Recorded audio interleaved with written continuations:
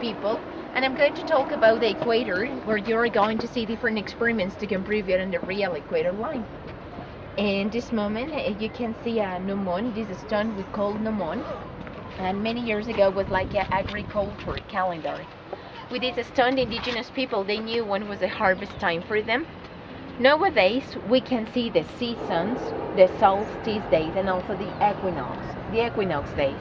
How? Just with the shadow of this stick. As you can see, the shadows over the south hemisphere. The shadow is a representation of the cool time. So the countries of the south, like Argentina, Chile, they are in the cool time. It's autumn for them. But the countries of the north, like your country, you are in the warm time or spring. So the shadow is going to be in the south during 6 months, because 3 months is for autumn, 3 months is for winter. And then the shadow is going to change to the north, and it's going to be bright for 6 months more.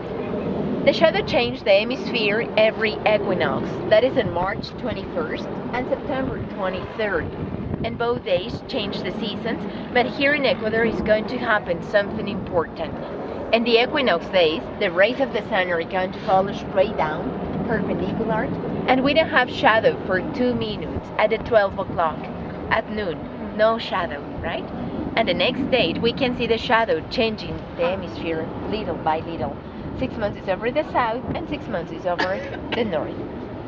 These points are the representation of the Southern Cross, and these points are the representation of the Big Dipper or the Big Bear.